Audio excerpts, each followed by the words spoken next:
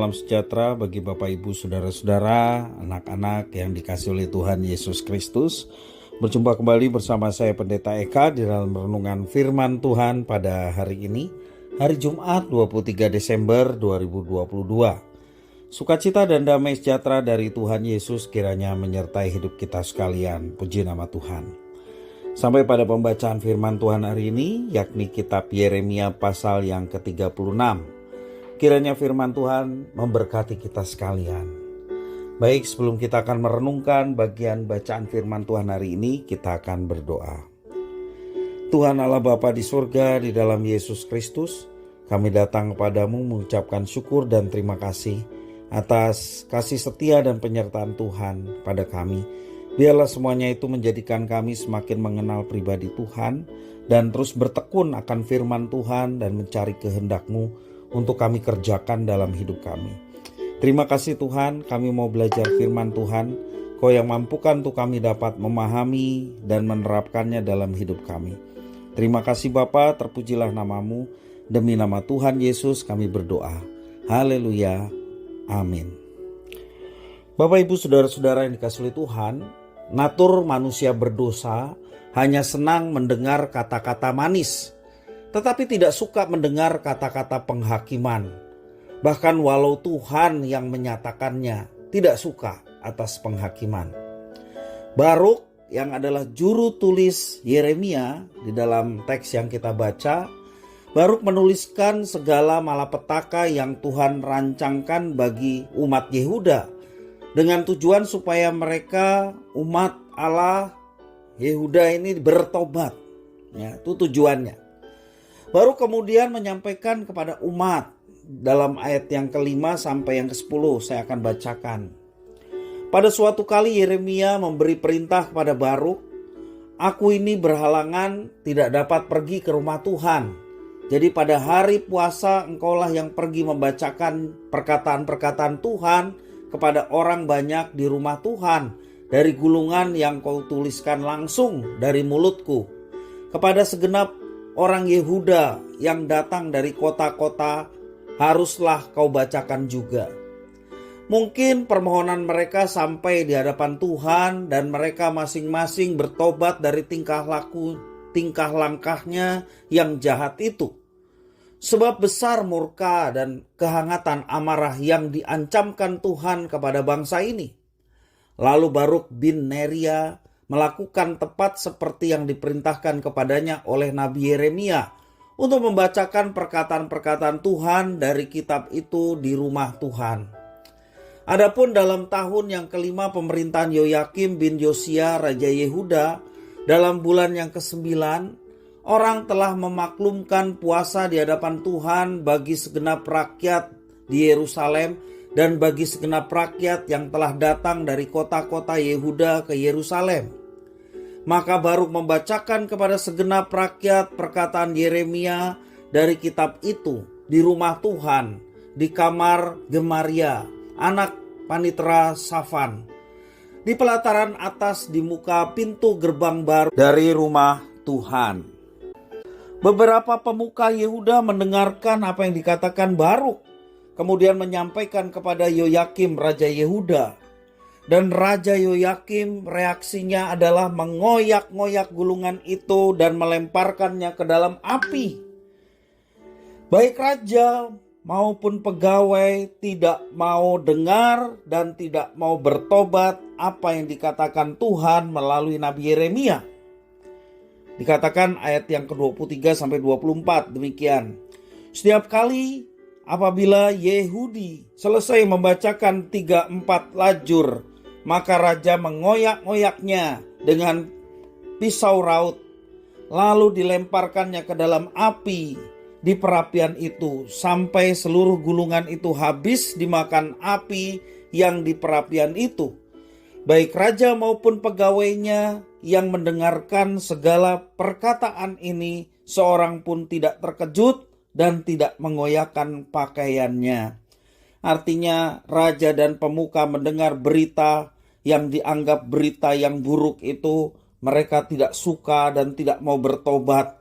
Dianggap itu bukan berita yang menyenangkan.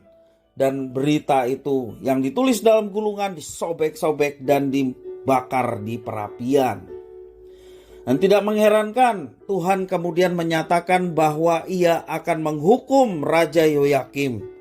Sang raja tidak akan memiliki keturunan yang akan duduk di atas tahta Daud, dan Tuhan akan mendatangkan malapetaka. Tertulis dalam ayat yang ke-30-32 demikian. Sebab itu beginilah firman Tuhan tentang Yoyakim Raja Yehuda. Ia tidak akan mempunyai keturunan yang akan duduk di atas tahta Daud, dan mayatnya akan tercampak sehingga kena panas di waktu siang dan kena dingin di waktu malam. Aku akan menghukum dia, keturunannya dan hamba-hambanya karena kesalahan mereka. Aku akan mendatangkan atas mereka, atas segala penduduk Yerusalem dan atas orang Yehuda, segenap malapetaka yang kuancamkan kepada mereka, yang mereka tidak mau mendengarnya. Maka Yeremia mengambil gulungan lain dan memberikannya kepada juru tulis Baruk bin Neria, yang menuliskannya di dalamnya langsung dari mulut Yeremia segala perkataan yang ada di dalam kitab yang telah dibakar Yoyakim Raja Yehuda dalam api itu. Lagi pula masih ditambah dengan banyak perkataan seperti itu. Entah apa yang dipikirkan oleh Raja Yoyakim sehingga ia berani mengoyak-ngoyak gulungan firman Tuhan dan membakarnya. Mungkin ia berpikir jika ia menolak firman itu, maka apa yang dinyatakan dalam firman itu tidak akan terjadi. Namun apa yang terjadi adalah sebaliknya. Tuhan memberikan hukuman yang lebih keras, bahkan menghukum Raja Yoyakim, sehingga tidak ada anaknya yang duduk di atas tahta Daud menggantikan dia. Sejarah menunjukkan bahwa anak Yoyakim hanya bertahta selama 3 bulan sebelum pada akhirnya dibuang ke Babel. Dan Zedekia pamannya yang justru menggantikannya menjadi raja, bukan anaknya. Bapak Ibu, saudara-saudara yang dikasihi oleh Tuhan Yesus Kristus, bagaimana dengan kita sebagai orang percaya? Sayangnya ada banyak orang Kristen juga seringkali hanya mau mendengarkan firman yang menyenangkan hati mereka, lalu menolak mendengar firman yang menegur atau mengadili mereka. Kita harus sadar bahwa menolak untuk mendengar bukan berarti penghakiman tidak akan datang. Bahkan yang mungkin terjadi adalah penghakiman akan diberikan dengan lebih berat jika kita masih terus menolak kesempatan untuk bertobat yang telah Tuhan berikan kepada kita. Marilah kita sadar ketika kita mendengar firman Tuhan dan firman itu menegur kita. Kita sadar jika Tuhan masih mau menegur, itu adalah karena Tuhan masih bersabar dan memberikan kita kesempatan untuk bertobat dan berbalik kepadanya. Apabila kesempatan itu sudah habis, tidak ada waktu untuk bertobat, maka sia-sialah kita. Bapak Ibu Saudara-saudara, sebagai umat yang dikasihi, Tuhan mengasihi kita bentuknya seringkali juga dengan teguran. Teguran bukan untuk menjerumuskan kita. Tentunya teguran dari Tuhan kepada umat yang dikasihinya adalah supaya umatnya itu berbalik dan kembali kepada Tuhan, menyadari akan dosa-dosanya, dan dia tidak mengulangnya lagi dan hidup seturut dengan apa yang Tuhan mau. Jadi bersyukurlah ketika kita ditegur oleh firman Tuhan, karena Tuhan mengasihi kita dan masih memberi kesempatan kepada kita untuk bertobat. Jangan sia-siakan kesempatan yang Tuhan berikan. Mari kita berbalik daripada jalan yang menyimpang dari apa yang Tuhan telah tetapkan, dan berbalik kepada Tuhan, mengikut Tuhan, dan terus belajar mentaati apa yang difirmankannya.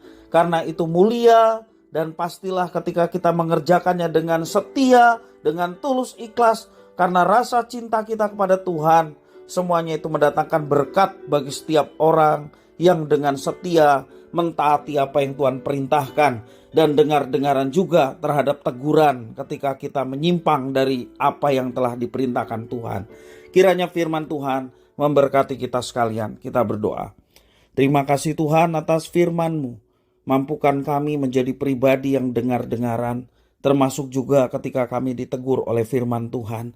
Bersyukur atas semua kasih Tuhan di dalam teguran, dan kami mau berbalik, bertobat, mengakui segala kesalahan kami dan berbalik untuk melakukan apa yang diinginkan Tuhan.